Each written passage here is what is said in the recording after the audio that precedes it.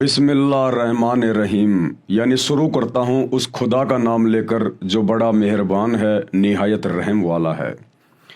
परंतु मुसलमान धर्म के भाई बहन तो जानते नहीं कि वो बड़ा मेहरबान निहायत रहम वाला अल्लाह कौन है, खुदा कौन है, सुप्रीम गॉड कौन है। ये जानकारी भी आज स्वयं उस रहमान अल्लाह ने स्वयं ही आकर देनी पड़ी, संत रूप में, दरवेश रूप में, सतगुरु रूप में। और ये पवित्र पुस्तक मुसलमान नहीं समझे ज्ञान कुरान, ये पवित्र आसमानी पुस्तक, इसको आसमानी पुस्तक इसलिए कहते हैं क्योंकि ये परमेश्वर के कर कमल से, अल्लाह कबीर के कर कमल से लिखी गई है, जो वर्तमान में धरती पर सतगुरु रामपाल जी के रूप में स्वयं प्रकट हैं। तो ये ज्ञान यहाँ धरती का नहीं है, ये ज्ञान परमेश्वर के लोक का है, सतलोक का है। जिस खुदा ने, जिस कबीर परमेश्वर ने सृष्टि को रचा, कायनात को रचा, ये उसका ज्ञान है। इसलिए ये पवित्र आसमानी पुस्तक है, ओरिजिनल आसमानी पुस्तक है। और ये बात 2028 के बाद पूरी दुनिया का मुसलमान समाज जो युग परिवर्तन 2028 के बाद जिंदा बचेगा वो अवश्य स्वीकार करेगा।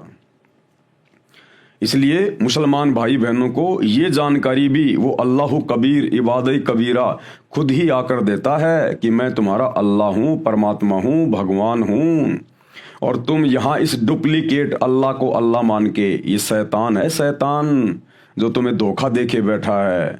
आज वर्तमान का पूरे विश्व का मुस्लिम समाज जिसे अपना खुदा मानता है, अल्लाह मानता है कि भाई उसने हज़रत मोहम्मद जी के ऊपर अपने फरिश्ते जब्राइल के माध्यम से या स्वयं जो कुरान शरीफ की आयतें नाजिल की थी वो हमारा खुदा है, अल्लाह है। नहीं, यही तो सबसे बड़ी भूल है। वो शैतान है, शैतान काल।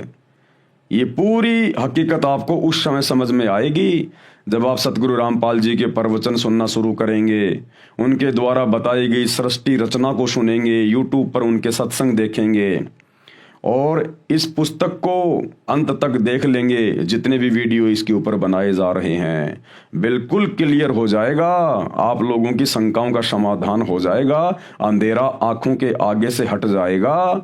परमेश्वर को लेकर, अल्लाह कबीर को लेकर पूरा मुसलमान समाज इसी धोखे में है शैतान की प्रेरणा से कि अल्लाह तो धरती पे नहीं आता, अल्लाह मनुष्य शरीर में नहीं आता, अल्लाह खाता पीता नहीं है, अल्लाह तो बेचून है, अल्लाह दिखाई नहीं देता।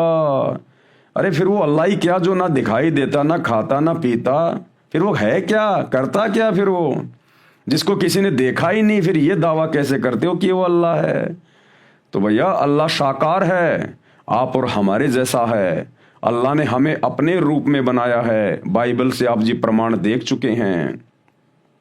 और सबसे बड़ी बात, वो अल्लाह जिसने पूरी कायनात को रचा वो आज धरती पर सतगुरु रामपाल जी के रूप में स्वयं ही प्रकट है। देर सवेर ये बात पूरे विश्व को स्वीकार करनी पड़ेगी, या तो प्यार प्रेम से युग परिवर्तन से पहले सतगुरु के सत्संग सुनकर, या फिर युग परिवर्तन के बाद शैतान की चोट खाकर।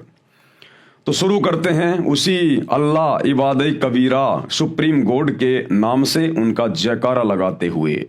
बिस्मिल्लाहिर्रहमानिर्रहीम। परमपिता परमात्मा, सारी सृष्टि के रचनहार, कुल मालिक, असंख्य ब्रह्मांडों के स्वामी, जगत गुरु, तीनों लोकों में प्रवेश करके सबका भरण पोषण करने वाले राजाधिराज, आत्माधार, नाथों के नाथ, देवों के देव महादेव, सर्वेश्वर, महेश्वर, मृत्युंजय, अजरो अमर, आदि अनादि, सनातनी प्रभु, जगत पिता जगदीश्वर, श्री श्री 1008 की उपाधि के वास्तविक अधिकारी, अकाल मूरत शब्द स्वरूपी राम वासुदेव, सर्वगतम ब्रह्म, परम पूज्य, प्रथम पूज्य, परम संत, परम पुरुष, परम धनी, परम दयालु, सत्य कबीर, हक्का कबीर, अल्लाह कबीर, अल्लाह अकबर, बाखबर, अल्लाह ताला, जगत के तारणहार, जगत के मुक्तिदाता, जगत के जगन्नाथ, हारे के सहारे, हिंदुओं के राम, मुसलमानों के अल्लाह, सिखों के वाहिगुरु, ईसाइयों के मसीह, दया के सागर दयानिधि, करुणा के सागर करुणानिधि, स्वयंभू परिभू, संकट मोचन, कष्ट हरण, मंगल करण, दुख भंजन, अविगत कबीर, निर्विकार निर्विषम परमात्मा, अलय अलेख सतगुरु, आदि अनादि सतगुरु,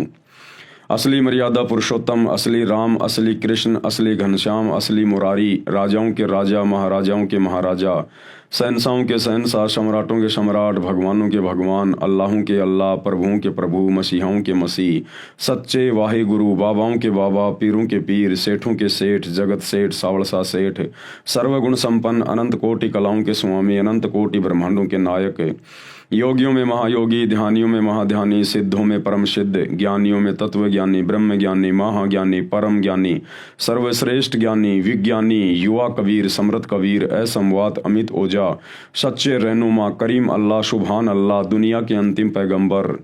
8 सितंबर 1951 से गांव धनाना, जिला सोनीपत, हरियाणा, भारतवर्ष की पावन भूमि पे प्रकट रियल कल की भगवान श्री नारायण साकार हरि, श्री बाबा साहेब, नूर अनंत परमात्मा, सच्चे दरवेश, सच्चे मुर्शिद, संत श्रोमणी सतगुरु रामपाल जी परमेश्वर जी के चरण कमल में लाइव वीडियो देख रहे देश विदेश से आप और हम सभी भाई बहनों का अनंत कोटि दंडवत प्रणाम।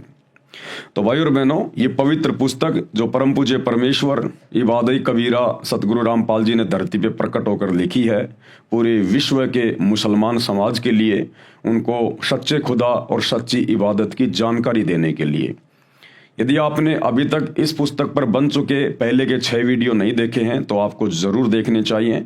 उनमें बहुत सारी ऐसी बातें हैं जो बातें आपके मुल्ला मौलवियों ने आपको कभी भी नहीं बताई होंगी। तो उन वीडियो को देखे बिना आप जी आगे की वीडियो नहीं समझ पाएंगे।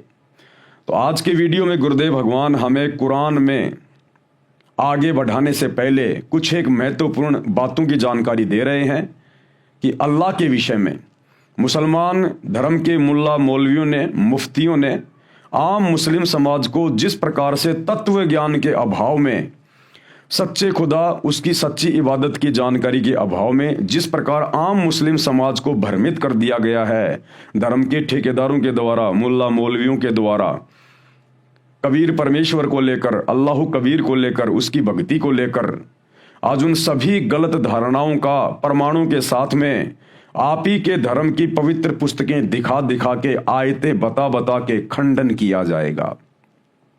और समझदार को संकेत ही काफी होता है।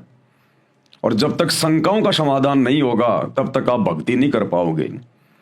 और सूक्ष्म वेद 5वें वेद में कहा गया है कि मां मुंडू उस संत की जिससे संशय ना जाए, कि धिक्कार है उस संत को, उस धर्म गुरु को जो समाज की शंकाओं का समाधान ना कर सके। कहते मां मुंडू उस संत की जिससे संशय ना जाए, काल खात है थोड़े बहुत, शंका सब जग को खाए। ये काल तो रोजाना 1 लाख ही खाता है, लेकिन ये शंका ये पूरी दुनिया को खाए बैठी है, किसी को सही भक्ति नहीं करने दे रही है। तो भाई और बहनों, आगे बढ़ते हैं आज इस पवित्र पुस्तक में। पवित्र पुस्तक मुसलमान नहीं समझे ज्ञान कुरान, और इस पुस्तक का आज ये 7वें नंबर का वीडियो है। परमेश्वर हमें क्या कुछ समझा रहे हैं। पवित्र ग्रंथ कुरान में प्रवेश से पहले, यानी हम कुरान शरीफ में आगे बढ़ें, आप लोगों को बहुत सारे प्रमाण और सबूत दिखाएं एकमात्र सुप्रीम गॉड के विषय में, उसकी सच्ची इबादत के विषय में। उससे पहले बहुत सारी बातें जो धर्म गुरुओं के द्वारा समाज में फैला रखी हैं, जो उनकी अपनी मनमानी बातें हैं, आज उनका खंडन किया जाएगा। पवित्र ग्रंथ कुरान में प्रवेश से पहले पाक ग्रंथ कुरान को समझने के लिए कुछ मुख्य बातें हैं जिनका ध्यान रखना अनिवार्य है। नंबर 1, कुरान मजीद का ज्ञान नाजिल करने वाले खुदा ने, यानी शैतान ने, कुरान शरीफ या कुरान मजीद का ज्ञान हजरत मोहम्मद जी पर नाजिल किया था। शैतान ने, हिंदू धर्म में जिसको काल कहते हैं, उसने अपने नबी ए करीम मोहम्मद वसल्लम को सृष्टि की उत्पत्ति करने वाले अल्लाह के विषय में संपूर्ण जानकारी नहीं दी, क्योंकि शैतान को स्वयं नहीं पता उस कबीर अल्लाह के विषय में, उसकी सच्ची इबादत के विषय में। तो भला अपने नबी हजरत मोहम्मद को वो शैतान, वो काल कहाँ से पूरी जानकारी उपलब्ध करवा देता। और जब नबी हजरत मोहम्मद को सृष्टि की उत्पत्ति के विषय में पूरी जानकारी नहीं है, तो भला कुरान शरीफ और कुरान मजीद में पूरी जानकारी कहाँ से मिल जाएगी, और कहाँ मुसलमान धर्म के मौलानाओं और आम मुस्लिम भाई बहनों के पास में होगी। इसका प्रमाण है सूर फुरकानी 25 आयत नंबर 59 में लिखा है कि हे मोहम्मद, अल्लाह ने सारी कायनात को 6 दिन में उत्पन्न किया, फिर आसमान में तख्त सिंहासन पर जा बैठा। उसकी खबर यानी संपूर्ण जानकारी किसी बाखबर यानी जानकार यानी तत्वदर्शी संत से पूछो। मुसलमान भाई जिसे अपना अल्लाह कहते हैं, खुदा कहते हैं, शैतान, अगर उसके पास में संपूर्ण जानकारी होती उस सुप्रीम गॉड के विषय में, पूरी सृष्टि की रचना के विषय में, सच्ची इबादत के विषय में, मोक्ष के विषय में, तो सूरत फुरकानी 25 आयत नंबर 59 में वो ये बिल्कुल भी ना कहता अपने नबी हजरत मोहम्मद को कि जिस अल्लाह ने 6 दिन में आसमान और जमीन के बीच में जो भी कुछ था उसको रचा और 7वें दिन तख्त यानी सिंहासन पे जा विराजा, उसकी खबर किसी बाखबर से जा पूछो। अगर उस डुप्लीकेट अल्लाह उस शैतान को पता होता तो वो किसी बाखबर से जाकर पूछने की बात नहीं कहता, नीचे एक आयत और लिख देता कि वो सुप्रीम गॉड, वो अल्लाह कबीर कहाँ रहता है, क्या करता है, कैसे मिलता है और क्या उसकी इबादत की प्रक्रिया है। लेकिन इस डुप्लीकेट अल्लाह को भी नहीं पता, इस शैतान को भी नहीं पता, इसीलिए तो कह रहा किसी बाखबर से जाके पूछो, वो बताएगा। इसका मतलब ना तो कंप्लीट ज्ञान मोक्ष का और कबीर परमेश्वर का, रियल खुदा का, ना तो हजरत मोहम्मद जी के पास है और ना ही कुरान शरीफ में, कुरान मस्जिद में है, और ना मुसलमान भाइयों के डुप्लीकेट अल्लाह के पास में है। फिर बेचारे आम मुस्लिम भाई बहनों के पास में ये ज्ञान कहां से आएगा। तो भाई और बहनों, वो बाखबर जिसके विषय में कहा जा रहा है कि उससे जाकर पूछो पूरी जानकारी अल्लाह के विषय में, उसकी सच्ची इबादत के विषय में, वो बाखबर वर्तमान में धरती पर सतगुरु रामपाल जी के रूप में प्रकट है। पूरे विश्व के मुसलमानों का सौभाग्य है अगर अपना आत्म कल्याण करवा सकते हैं तो। उसी बाखबर को गीता जी में तत्वदर्शी संत की संज्ञा दी गई है, अध्याय 4 श्लोक नंबर 34 में। ये वही खुदा है डुप्लीकेट जिसने गीता जी का भी ज्ञान दिया है। हिंदू धर्म में इसको काल कहते हैं। इसने अर्जुन से कहा श्री कृष्ण जी के शरीर में प्रेतवश प्रवेश करके गीता जी का ज्ञान बोलते समय कि अगर तुझे उस परम सनातन धाम की प्राप्ति करनी है जहां जाने के बाद भगत कभी लौटकर इस संसार में नहीं आता, जन्म और मरण में नहीं आता, उसके लिए तू किसी तत्वदर्शी संत की खोज कर। वो तत्वदर्शी संत तुझे बताएगा कि पूर्ण मोक्ष कैसे होगा। तो इस शैतान को, इस काल को कंप्लीट जानकारी नहीं है अध्यात्म के विषय में, पूर्ण परमात्मा के विषय में। नंबर 2, सूर अस-सूरा 42 आयत नंबर 1 और 2 में कोड वर्ड यानी जो मुक्ति के मंत्र हैं, जो मोक्ष के मंत्र हैं, जिनको जपने से मुक्ति होगी, चाहे हिंदू हो चाहे मुसलमान हो, पूरे विश्व का मानव जब तक उन 3 मंत्रों को प्राप्त नहीं करेगा जो मुसलमान धर्म की पवित्र पुस्तक में लिखे हुए हैं। कहाँ? सूर अस-सूरा 42 आयत नंबर 1 और 2 में, लेकिन वो कोड वर्ड में हैं, सांकेतिक शब्द हैं। उनका ज्ञान किसी मुसलमान को नहीं है। जो अहम है यानी बहुत ही महत्वपूर्ण है। आयत नंबर 1 में क्या लिखा है? हा मीम। इन 2 शब्दों का विश्व के किसी भी मुसलमान के पास कोई जवाब नहीं है। हा और मीम का मतलब क्या होता है यह भी सतगुरु रामपाल जी ने ही समझाया है, जो पिछले वीडियो में आप जी को बता दिया गया है। और ऐन सीन काफ ये है वो 3 मंत्र, लेकिन ये कोड वर्ड में है, ये सांकेतिक हैं। ऐन सीन काफ ये जपने के मंत्र नहीं है। सतगुरु रामपाल जी बताएंगे कि ऐन क्या मंत्र है, इसके पर्दे के पीछे कौन सा कोड वर्ड है, सीन क्या है और काफ क्या है। वो 3 मंत्र क्या हैं जिनके जपने से पूर्ण मुक्ति होगी, मोक्ष होगा, जन्म मरण का रोग समाप्त होगा, नरक में जाने से बच सकते हो, 84 में गधे कुत्ते सुअर बनने से बच सकते हो। यही 3 मंत्र गीता जी अध्याय 17 श्लोक नंबर 23 में लिखे हुए हैं। ओम तत् सत, क्योंकि दोनों ग्रंथों का ज्ञान देने वाला डुप्लीकेट अल्लाह वही है, शैतान। तो ना हिंदुओं को पता कि ओम तत्सत का क्या मतलब है, और ना विश्व के किसी मुसलमान और मौलानाओं को पता कि ऐन सीन काफ क्या है। और मुसलमान धर्म के अनुवादकों ने तो यहां तक लिख दिया कि इन आयतों का अर्थ तो अल्लाह ही जानता है। तो भाई वो अल्लाह आज धरती पे आ चुका है और उस अल्लाह ने इन तीनों का भेद खोल दिया है। उस अल्लाह ने पूरी जानकारी निकाल के रख दी है, नींबू की तरह निचोड़ के रख दिया मुसलमान धर्म की पुस्तकों को। जो सार ज्ञान था वो निकाल के दे दिया है। और कई हजारों की संख्या में मुसलमान भाई बहन सतगुरु रामपाल जी से उपदेश लेकर अपनी आत्मा का कल्याण करवा रहे हैं, और ये 3 मंत्र ऐन सीन काफ इसका जाप कर रहे हैं। जो जाप करने का नाम है, नाम के जाप बिन जीव का कल्याण नहीं हो सकता। नंबर 3, नबी मोहम्मद जी को कुरान ज्ञान देने वाला खुदा प्रत्यक्ष नहीं मिला। यानी हजरत मोहम्मद को जिसने कुरान शरीफ का ज्ञान दिया था वो उनको प्रत्यक्ष आके नहीं मिला। वो किसी के सामने प्रकट नहीं होता। वो शैतान, वो काल, उसने सौगंध खा रखी है, उसने कसम खा रखी है अपनी पत्नी दुर्गा के माध्यम से और अपने तीनों पुत्रों ब्रह्मा विष्णु महेश के माध्यम से सबको धोखे में रख के यहां पर भ्रमित किए बैठा है। वो किसी के सामने नहीं आता। पर्दे के पीछे से नमाज आदि करने का हुक्म हुआ था। अगर वो परमात्मा था, खुदा था, तो खुदा का तो चेहरा देखने से खुशी होगी, उसको मिलना चाहिए था। हजरत मोहम्मद जी के सामने प्रत्यक्ष प्रकट होना चाहिए था कि हजरत मैं हूं तेरा अल्लाह, मैं हूं तेरा खुदा। अरे वो भगवान काहे का जो अपने भक्तों से छुपता हुआ फिरे? वो अल्लाह कोई चोर है, कोई डकैत है, कोई कुकर्म कर रखा है क्या जो अपने भक्तों के सामने नहीं आता?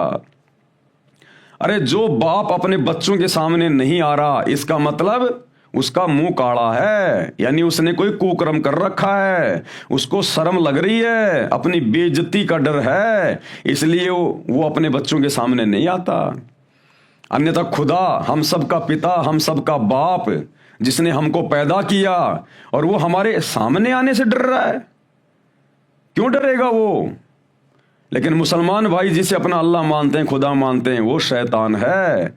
जब आप सतगुरु रामपाल जी के द्वारा बताई गई सृष्टि रचना को पढ़ेंगे, यूट्यूब पर जाकर वीडियो देखेंगे, सृष्टि रचना संत रामपाल जी, तो ये शैतान, ये काल कौन है जिसे मुसलमान भाई अपना खुदा मानते हैं, अल्लाह मानते हैं? ये क्यों किसी के सामने नहीं आता? इसने क्या गलती कर रखी है उस परमेश्वर के दरबार में, जिस कारण से उस अल्लाह कबीर ने, ओरिजिनल गॉड ने इसको श्राप दे रखा है, जिस कारण से ये किसी के सामने नहीं आता। नबी मोहम्मद जी को कुरान ज्ञान देने वाला खुदा प्रत्यक्ष नहीं मिला, पर्दे के पीछे से नमाज आदि करने का हुक्म हुआ। नंबर 4, नबी मोहम्मद जी को डरा धमकाकर कुरान मजीद वाला ज्ञान नाजिल किया, यानी उतारा।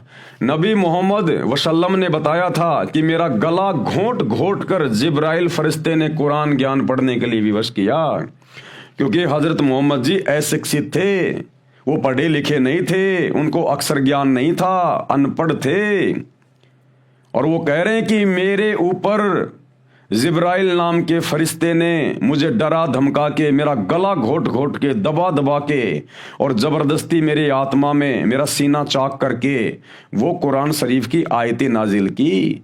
अरे अल्लाह ऐसा करेगा क्या? अल्लाह अपने बच्चों को कभी दुख देगा, तकलीफ देगा क्या? अल्लाह इस प्रकार से मार मार के कुरान शरीफ पढ़ाएगा क्या अल्लाह? ये तो शैतान के काम है, काल के काम है। पिता कभी अपने बच्चों को दुख नहीं देता, दर्द नहीं देता। अरे वो खुदा, उसके पास तो असंख्य सिद्धियां हैं, वो तो 1 सेकंड में अपने नबी का दिमाग चेंज कर दे, अनपढ़ को पढ़ा के रख दे, डरा धमका के, सीना चाक करके, अंदर आयतें डालना, फरिश्तों के माध्यम से डराना धमकाना। बेचारे हजरत मोहम्मद जी के पसीने छूट जाते थे, थर थर कांपा करता था डर के मारे जब उसके ऊपर आयतें नाजिल होती थी। तो वो ज्ञान ले रहा था, अज्ञान ले रहा था। क्या अल्लाह इतना भी समर्थ नहीं है जो प्यार प्रेम से किसी के अंदर अपना ज्ञान समाहित कर सके? अरे आदरणीय गरीबदास जी महाराज जी की जीवनी पढ़ना, गांव छुड़ानी, जिला झज्जर, हरियाणा वाले की।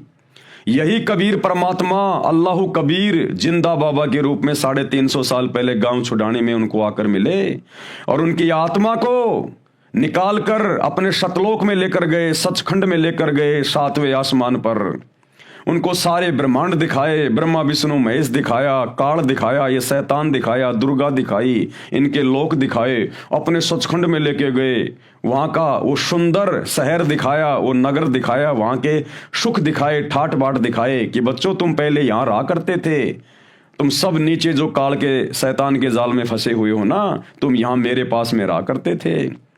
और गरीबदास जी का परमेश्वर ने ज्ञान योग खोल दिया, उनको डराया नहीं, उनको धमकाया नहीं, उनका सीना चाक नहीं किया, गरीबदास जी के पसीने नहीं आए, उनकी जीवनी पढ़ना। परमेश्वर ने अपना आशीर्वाद दे दिया, अल्लाह कबीर ने उनका ज्ञान योग खोल दिया, उनकी दिव्य दृष्टि खोल दी। वो ज्ञान, वो घटनाएं लाखों साल करोड़ों साल पहले की और आगे की गरीबदास जी की आंखों के सामने यों की यों चित्रित हो रही हैं। और गरीबदास जी ने 24,000 वाणियों से युक्त और विश्व की सभी भाषाओं के शब्दों से युक्त अमर ग्रंथ सदग्रंथ साहिब की रचना की। ये होता है ज्ञान देना अल्लाह के द्वारा। और एक हजरत मोहम्मद को ज्ञान दिया गया, आयतें नाजिल की गई, डराया, धमकाया, गला घोटा गया, पसीने छूट गए, बेचारे की बुखार चढ़ जाता था।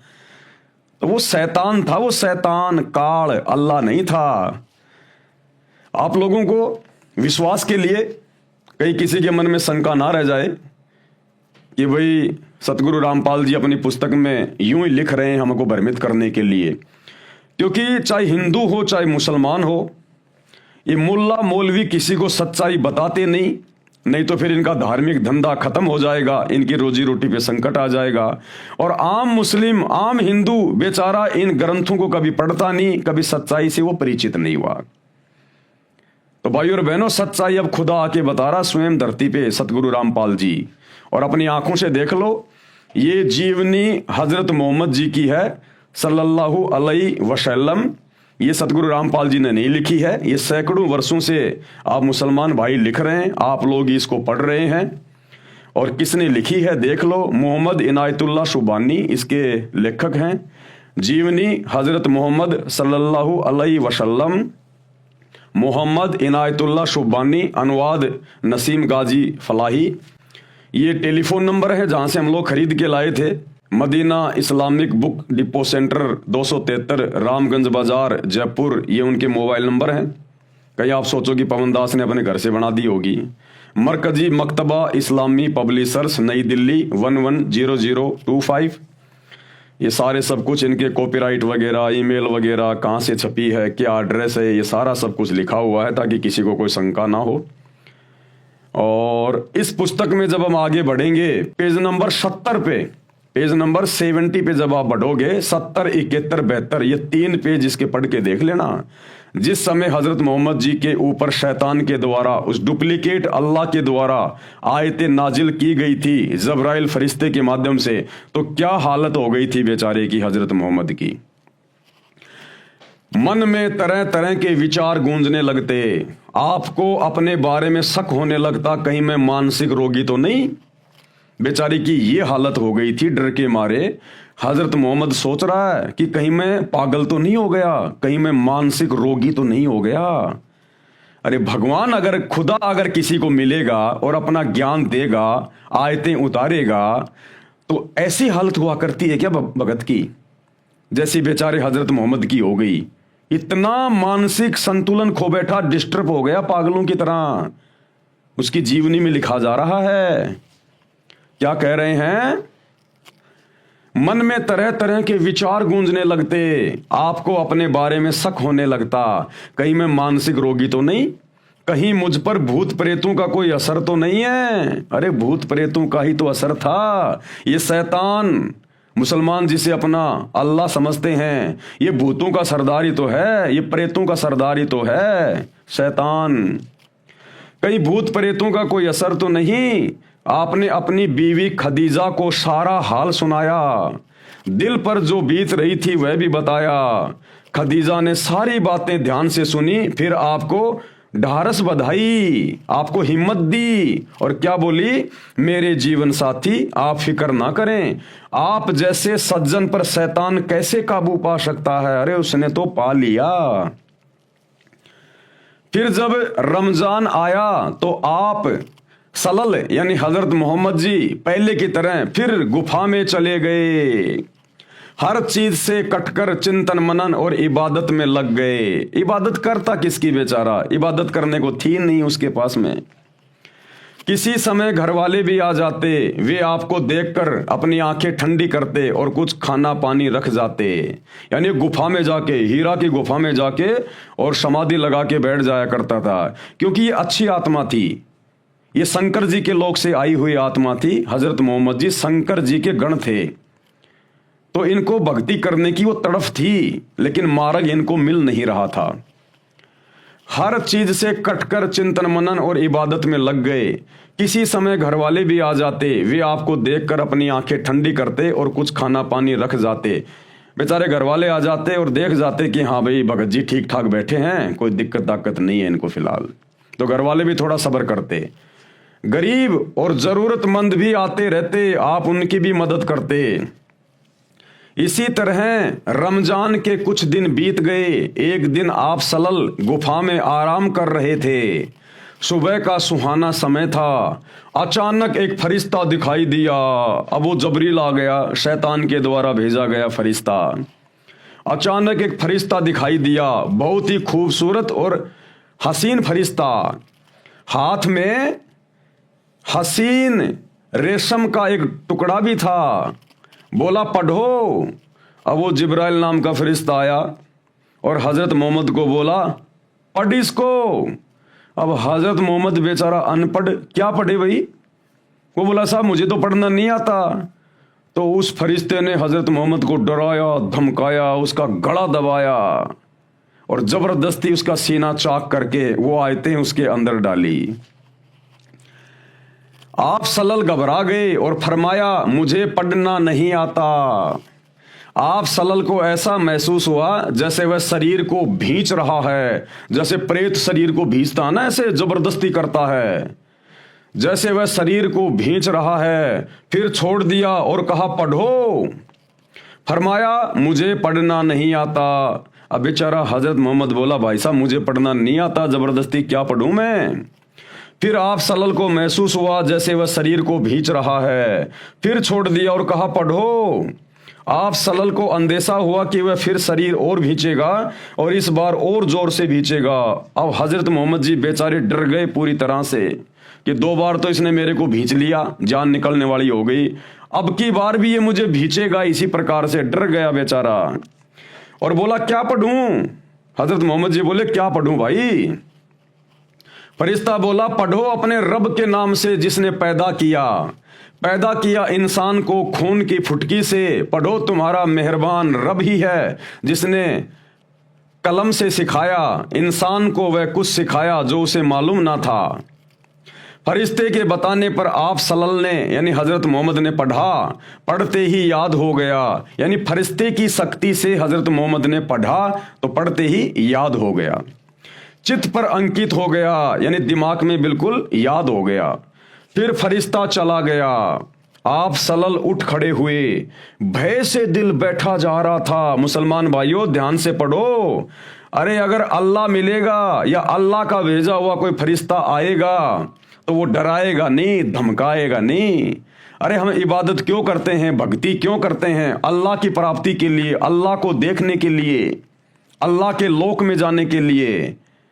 और यहां तो भैया फरिश्ते से इतना डर बैठ रहा है और अपने उस डुप्लीकेट अल्लाह को देख लोगे तो कलेजा बाहर आ जाएगा। उस शैतान का चेहरा अगर देख लोगे तो जो सतगुरु रामपाल जी ने बताया, विकराल चेहरा, लंबे लंबे दांत, ओछा माथा, भयंकर। जब फरिश्ते से इतना डर गया हजरत मोहम्मद, तुम्हारा नबी डर गया, तो सोचो जब तुम लोग आम मुसलमान, आम व्यक्ति अगर कभी आमना सामना हो गए तो क्या हाल होगा?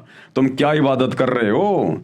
क्या भगवान अपने बंदे के ऊपर इस प्रकार से आयतें नाजिल करता है क्या? ये शैतान का काम है। भय से दिल बैठा जा रहा था, घबराहट से चेहरा उतरा हुआ था। आप सहमी सहमी निगाहों से गुफा में हर तरफ देखने लगे, डर के मारे देखने लगे मोहम्मद जी कहीं है या गया, है या गया। भयभीत हो गया बेचारा, घबराहट से चेहरा उतरा हुआ था। आप सहमी सहमी निगाहों से गुफा में हर तरफ देखने लगे। हैरानी और घबराहट की हालात थी। दिल ही दिल में सोचने लगे। अब मन ही मन में क्या सोचने लगे हजरत मोहम्मद जी, अभी मुझे किसने बातें की हैं, कौन मुझे पढ़ा कर गया है। अरे अगर वो करीम अल्लाह, सुभान अल्लाह, रहमान अल्लाह अगर आता तो प्यार प्रेम से आता, उसके सामने बैठता, मीठी मीठी बातें करता और अपना आशीर्वाद दे के हजरत मोहम्मद के अंदर पूरा का पूरा ज्ञान डाल देता। तोते की तरह बोलने लग जाता, तोते की तरह। जब आप सतगुरु रामपाल जी के सत्संग सुनना शुरू करेंगे तो आपको पता चलेगा ये कबीर परमेश्वर, कबीर अल्लाह जब 650 साल पहले बनारस के काशी में आए थे, 120 साल तक लीला करके सहशरीर अपने सतलोक गए थे। तो एक समय बनारस के तोताद्री शहर में पंडितों का भंडारा था। वहां पर कबीर परमेश्वर ने, इस कबीर भगवान ने, सुप्रीम गॉड ने एक भैंसे को, जो कि घास चर रहा था, उस भैंसे को इशारा किया कि भैंसाराम इधर आ, क्योंकि वहां पर पंडितों का भंडारा चल रहा था। और कबीर जी उस समय जुलाहा जाति में आए हुए थे, लीला कर रहे थे और उनके मुंह बोले गुरु थे पंडित रामानंद जी। तो ब्राह्मणों को पता था कि पंडित रामानंद जी आएंगे तो वो कबीर भी आएगा, और कबीर नीची जाति का है। ब्राह्मणों के भंडारे में अगर वो भोजन करने गया तो हमारी तो बेइज्जती हो जाएगी। तो पंडितों ने एक तरीका खोजा कि उस कबीर को दूर करने का एक ही तरीका है। कबीर है जुलाहा, अनपढ़ है, उसको वेदों का पता नहीं, तो हम एक शर्त रखेंगे कि भैया ब्राह्मणों के भंडारे में जो भोजन करेगा वो चारों वेदों के एक एक श्लोक सुनाएगा। तो कबीर को तो आते नहीं श्लोक, वो पंडित ऐसा सोच रहे थे और हमारी ये बला टल जाएगी, कबीर दूसरे भंडारे में जाके भंडारा कर लेगा। तो जैसे कबीर जी भंडारे में जाने लगे, पंडित उन्हें रोक दिया, बोला जी 4 वेदों के एक एक श्लोक सुनाओ। तो कबीर जी ने, अल्लाह कबीर ने, इस समर्थ भगवान ने, मुसलमानों ध्यान देना, क्या होता है ज्ञान देना, क्या होता है दिव्य दृष्टि खोलना, क्या होता है आयतें नाजिल करना। इस कबीर अल्लाह ने, सुप्रीम कोर्ट ने, एक बैसाराम घास चर रहा था, केवल हाथ का इशारा किया था, बैसाराम इधर आना। उनको तो हाथ का इशारा करने की भी जरूरत नहीं थी, लेकिन वो तो उन पंडितों को दिखाने के लिए परमेश्वर ने कहा बैसाराम इधर आ। तुरंत वो बैसाराम, वो भैंसा तुरंत आ गया और खड़ा हो गया अपने परमेश्वर के सामने। और कबीर जी ने कहा कि बैसाराम, इन पंडितों को चारों वेदों के एक एक श्लोक सुना दे। तो बैसाराम ने तुरंत इंसानी भाषा में बोलना शुरू कर दिया। उस जानवर ने आशीर्वाद दिया था, कबीर जी ने थपकी मारी थी पीठ पे, उसने इंसानी भाषा में बोलना शुरू कर दिया, संस्कृत में। और वो श्लोक सुनाए जो वेदों में लिखे थे कि तुम्हारे सामने खड़ा है ये कबीर अल्लाह, ये कबीर देव, यही है सारी सृष्टि का मालिक। फिर कबीर परमेश्वर ने कहा कि भाई बैसाराम, ये 4 वेदों के 4 मंत्र जो तूने पंडितों को संस्कृत में सुनाए है ना, बेटा इनका हिंदी में भी अनुवाद करके बता दे इन पंडितों को, कहीं इनको शंका ना रह जाए कि बैसाराम को हिंदी में अनुवाद करना नहीं आता। तो बैसाराम ने हिंदी में अनुवाद किया कि ये तुम्हारे सामने जो खड़ा है ना, ये सारी सृष्टि का रचयिता है, पूरी कायनात का, ये कबीर देव, ये कबीर अल्लाह है। उसके बाद वो पंडित बिल्कुल शर्मिंदे हो गए और कबीर जी से उपदेश लिया, अपनी भक्ति शुरू कर दी। अरे तो वो कबीर भगवान, वो सुप्रीम गॉड, वो ओरिजिनल अल्लाह जब एक जानवर को, एक भैंसे को आशीर्वाद दे के संस्कृत बुलवा सकता है इतनी आसानी से, तो बताओ फिर हजरत मोहम्मद जी को यदि वही अल्लाह, सुप्रीम गॉड, अल्लाह कबीर यदि आयतें नाजिल कर रहा था या अपने फरिश्ते के माध्यम से करवा रहा था, तो उस अल्लाह ने भैया अपने बंदों को डराने की, धमकाने की, भयभीत करने की जरूरत नहीं है। ये शैतान था जो हजरत मोहम्मद जी को आयतें नाजिल करवा रहा था, और इसका यही तरीका होता है। भय से दिल बैठा जा रहा था, घबराहट से चेहरा उतरा हुआ था। आप सहमी सहमी निगाहों से गुफा में हर तरफ देखने लगे। हैरानी और घबराहट की हालत थी। दिल ही दिल में सोचने लगे, अभी मुझे किसने बातें की हैं, कौन मुझे पढ़ा कर गया है। फिर तेजी से गुफा से बाहर आए। अब आप सल्लल्लाहु यानी हजरत मोहम्मद पहाड़ की घाटियों से गुजरने लगे और देखो क्या हालत हो गई बेचारे की, पूरा शरीर थर थर कांप रहा था। अरे अल्लाह अगर मिलेगा तो ये हाल होगा क्या? अल्लाह मिलेगा तो खुशी होगी, खुशी, प्रसन्नता होनी चाहिए, दिल गद गद हो जाना चाहिए कि ये मनुष्य जन्म मुझे अल्लाह की इबादत के लिए तो मिला है, और अल्लाह मिल जाए उससे बड़ी खुशी की और बात क्या। और हजरत मोहम्मद जी तुम्हारे नबी थर थर कांप रहे थे, थर थर, पूरा शरीर थर थर कांप रहा था। दिल में बार बार ख्याल आता कि शुरू में जो शौपन दिखाई दिए वे तो बिल्कुल सच्चे निकले, उनसे बहुत सी नई बातें मालूम हो गई।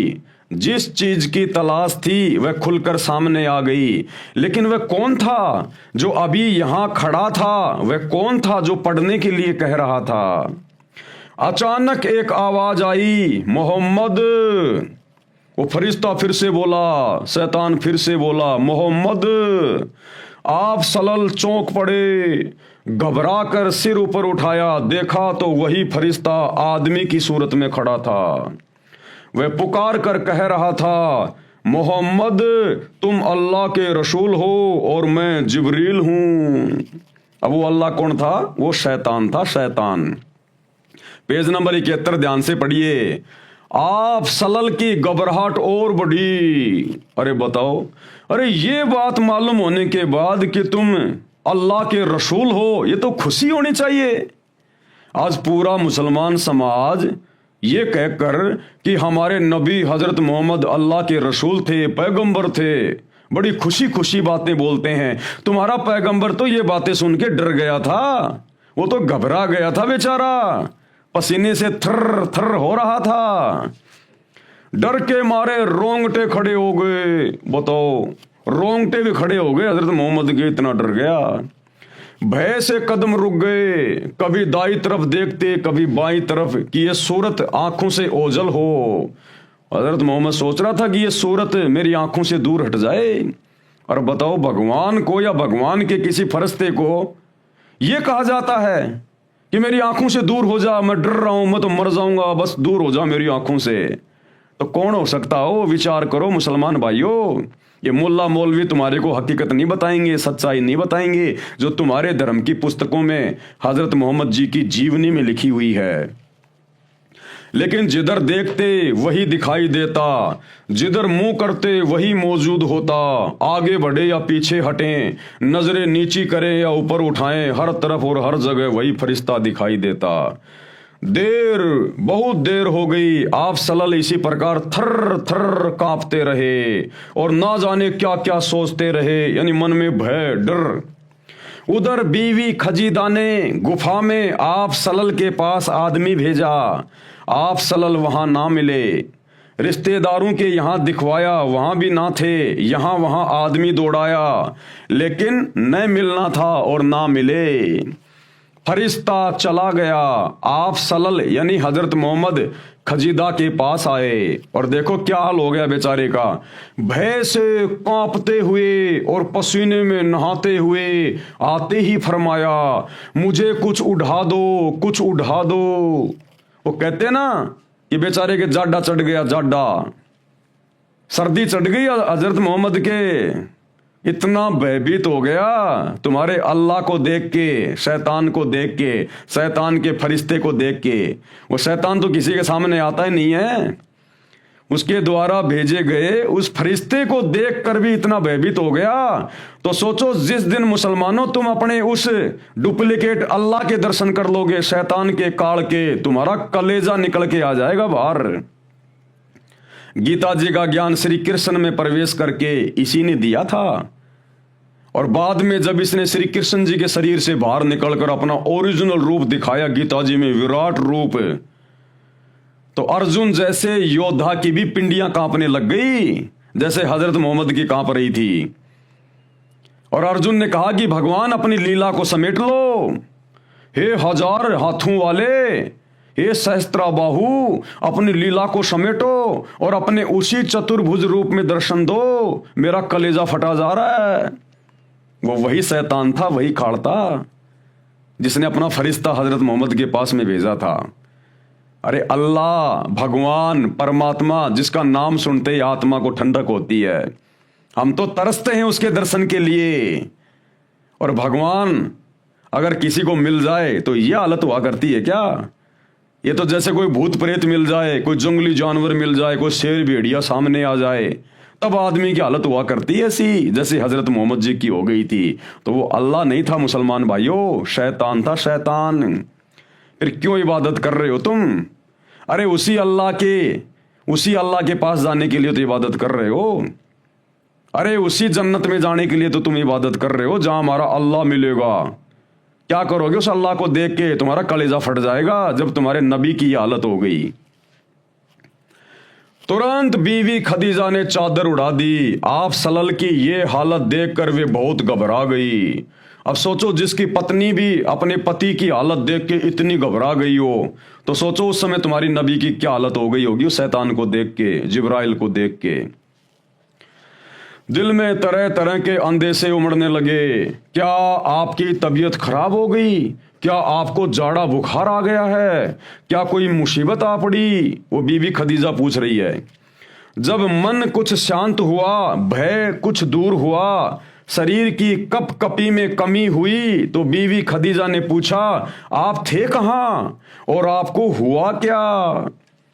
आप सल्लल्लाहु अलैहि वसल्लम ने उनकी तरफ देखा। ऐसा महसूस हो रहा था जैसे आप बेबस होकर रह गए, मानो मुसीबतों का पहाड़ टूट पड़ा हो। बताओ, मुसीबतों का पहाड़। अरे अगर अल्लाह किसी को मिलेगा तो मुसीबतों का पहाड़ टूटेगा या फिर खुशी की कोई सीमा नहीं रहेगी। अरे अल्लाह, भगवान तो अपने भगत के ऊपर आने वाले मुसीबतों के पहाड़ को टालता है, और यहां तुम्हारे हजरत मोहम्मद के ऊपर तुम्हारे अल्लाह ने मुसीबतों का पहाड़ तोड़ दिया। ये तो उल्टा हो गया, बिल्कुल उल्टा काम शैतान करता है। मानो मुसीबतों का पहाड़ टूट पड़ा हो। बताओ फिर क्या करोगे भक्ति करके? क्या करोगे इबादत करके उस अल्लाह की? क्यों मस्जिदों में धक्के खा रहे हो, मजारों पे धक्के खा रहे हो? जब उसकी भक्ति करने से, आमना सामना होने से मुसीबतों का पहाड़ टूटता है, तो क्यों ऐसी बेवकूफ़ी कर रहे हो फिर तुम भक्ति करके? जब तुम्हारे नबी के ऊपर मुसीबतों का पहाड़ टूट गया तो तुम्हारा क्या हाल होगा? खदीजा, मैं तुम्हें क्या बताऊं कि मुझे क्या हुआ? फिर जो कुछ देखा था वह बयान किया। बीबी खदीजा थी बहुत समझदार। ये बातें सुनकर जरा भी न घबराई। उन्होंने आप सल्लल्लाहु को बहुत ही इज्जत की नजर से देखा। उनके चेहरे पर यकीन और इत्मीनान की मुस्कुराहट थी। फिर आप सल्लल्लाहु को इत्मीनान दिलाया। बोली, चचा के लाडले, खुश हो जाइए और जो कह रहे हैं करते रहिए। यानी वो शैतान जो तुझे कह रहा है ना, वैसा ही करता रहे। तो भाई और बहनों, ये पूरी राम कहानी आप लोगों की आंखों के सामने है कि किस प्रकार से डरा धमका के उस अल्लाह के आदेश से, डुप्लीकेट अल्लाह के आदेश से, शैतान के आदेश से, और जिब्राइल नाम के फरिश्ते ने उस अनपढ़ हजरत मोहम्मद को डरा धमका के, भींच भींच के और जबरदस्ती ये कुरान का ज्ञान उनके दिमाग में डाला। तो ये अल्लाह के कर्म नहीं होते। अगर अल्लाह के कर्म देखने हैं, अल्लाह की शक्ति, उसकी रहमत देखनी है, आदरणीय गरीबदास जी की जीवनी पढ़ लेना, आदरणीय दादू जी की जीवनी पढ़ लेना। दादू जी को भी वही कबीर अल्लाह जब वे 7 साल की उम्र में थे उनको मिले थे आकर, और ऐसे उनकी आत्मा को अपने लोक में ले गए, सब कुछ दिखाया और उनको दिव्य दृष्टि दे दी, पूरा का पूरा ज्ञान उनके अंतःकरण में डाल दिया। जैसे दादू जी वापस अपने शरीर में आए 3 दिन बाद, पूरा का पूरा ज्ञान ऐसे वाणियों में, दोहों में बोलने लग गए। दादू नाम कबीर की, जय कोई ले वह ओट हैं, और उसको कबूल लागे नहीं काल बजर की चोट। जो कबीर जी का नाम ले लेगा, उसकी भक्ति करेगा, उसको इस काल की, शैतान की कभी चोट नहीं पड़ेगी। और हजरत मोहम्मद को शैतान अपने फरिश्ते के माध्यम से भींच भींच के, डरा डरा के और जबरदस्ती ज्ञान दे रहा है। तो ये शैतान के कर्म हैं, शैतान के कर्म। ये पेज नंबर 72 है भाई और बहनों। ये थोड़ी देर बाद आपको दिखाएंगे, ये दूसरे मैटर से संबंधित है। अब हम वापस चलते हैं वहीं पर। मुसलमान नहीं समझे ज्ञान कुरान, गुरुदेव भगवान क्या बता रहे हैं। नबी मोहम्मद जी को डरा धमकाकर कुरान मजीद वाला ज्ञान नाजिल किया, यानी उतारा गया। नबी मोहम्मद वसल्लम ने बताया कि मेरा गला घोंट घोंट कर जिब्राइल फरिश्ते ने कुरान का ज्ञान पढ़ने के लिए विवश किया। अभी आपने जीवनी हजरत मोहम्मद से अपनी आंखों से देख लिया। तीसरी बार जब गला भींचा तो लगा कि मेरी जान निकल जाएगी। एक प्रकार की वह यानी संदेश जब आती थी तो उसमें नबी जी को बहुत कष्ट होता था। जब एक आयत आती थी, एक संदेशा आता था, तो कहते हैं हजरत मोहम्मद को बड़ा कष्ट होता था, जबरदस्ती उसके अंदर डाला जाता था। यह शैतान के कर्म है।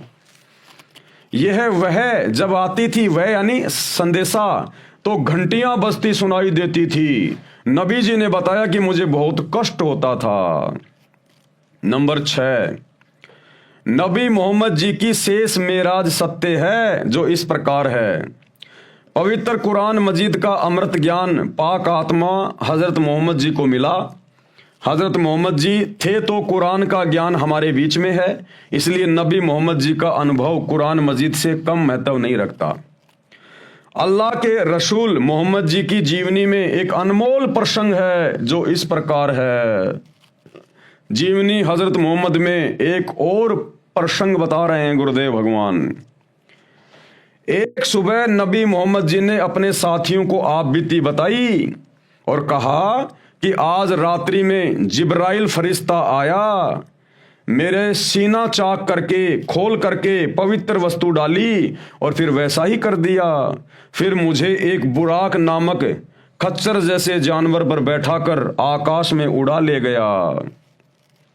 प्रथम आसमान पर जन्नत यानी स्वर्ग में ले गया। वहां एक आदमी जन्नत तथा जहन्नुम के बीच में बैठा था।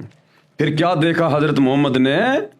वहां एक आदमी नरक और स्वर्ग यानी जन्नत और जहन्नुम के बीच में बैठा हुआ था और कभी बाईं तरफ देख के रोता था तो कभी दाईं तरफ देख के खुश हो रहा था।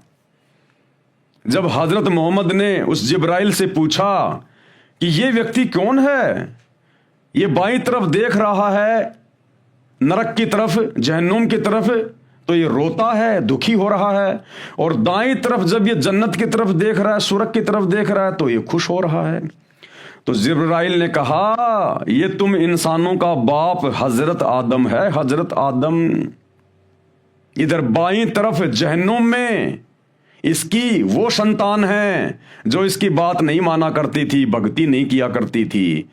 तो जब उनको नरक में पड़ा हुआ देख रहा है, दुख उठाते हुए देख रहा है, चीखते चिल्लाते देखता है, तो ये रो रहा है, दुखी हो रहा है। और इधर राइट साइड में दाईं तरफ जन्नत में, स्वर्ग में अपनी अच्छी आत्माओं को देखता है जो सुख भोग रही हैं, तो ये खुश होता है। तो किसको देखा वहां पर? हजरत आदम को।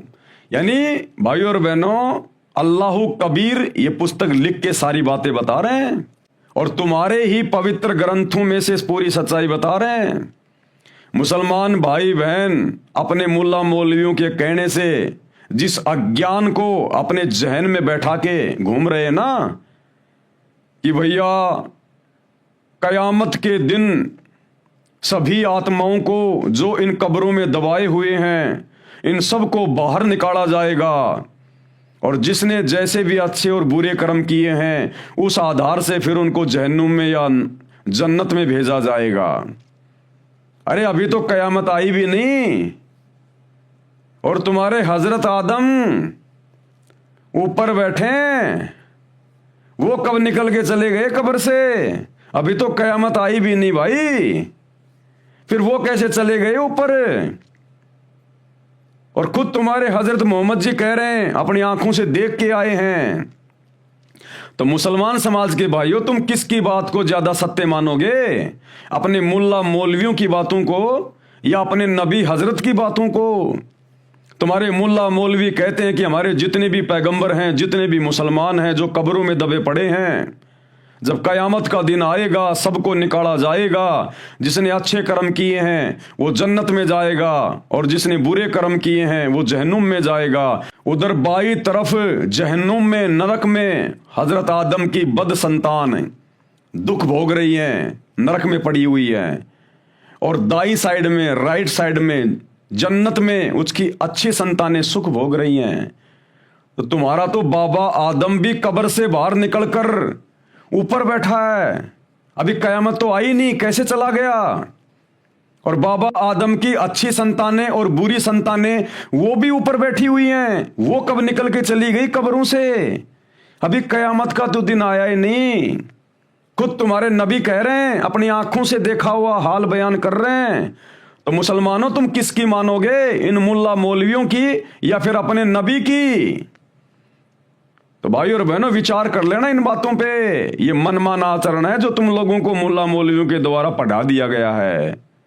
परमात्मा धरती पे आए हुए हैं संत रामपाल जी के रूप में, बेड़ा पार करवा लो, कुछ भी लेना देना नहीं है। क्या कह रहे हैं, ध्यान से पढ़ लीजिएगा।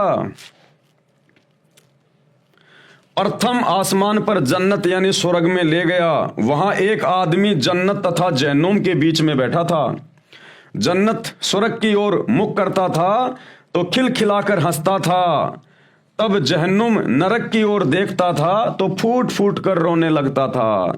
मैंने यानी नबी मोहम्मद जी ने जिब्राइल फरिश्ते से पूछा कि हे जिब्राइल, ये आदमी कौन है तथा ये दाईं ओर मुख करता है तो खिलखिलाकर हंसता है तथा बाईं ओर देखता है तो रोने लगता है, कारण क्या है? जिब्राइल फरिश्ते ने बताया कि ये सब आदमियों का पिता आदम जी है। भाई और बहनों, क्या बताया? ये सब इंसानों का पिता आदम जी है। बाईं ओर दोजख यानी नरक है, नरक में इसके बुरे कर्म करने वाली संतान है, वह नरक में कष्ट भोग रही है। अरे हजरत जी की बुरी संतानें कब पहुंच गई? वो तो कयामत के दिन जानी थी ना, वो कब्रों से निकल के कब उड़ के चले गए। जो अल्लाह के बताए भक्ति मार्ग पर नहीं चली उसे दुखी देखकर रोता है, तथा दाईं ओर जन्नत है, उसमें इनकी वह संतान है जिसने अल्लाह के आदेश अनुसार इबादत की, जो महासुखी है, उसे देखकर खुशी से हंसता है। हजरत मोहम्मद जी ने आगे बताया कि जब मैं जिब्राइल के साथ बाबा आदम के निकट गया तो उन्होंने कहा कि आओ नेक नबी, नेक बेटे, ये कहकर मुझे सीने से लगाया। हजरत आदम जी ने हजरत मोहम्मद जी को अपने सीने से भी लगाया। अभी आपको जीवनी हजरत मोहम्मद से दिखाएंगे, जीवनी हजरत मोहम्मद से। अरे फिर तो यकीन करोगे, क्या अपने नबी की आंखों देखी बात भी नहीं मानोगे मुसलमानों?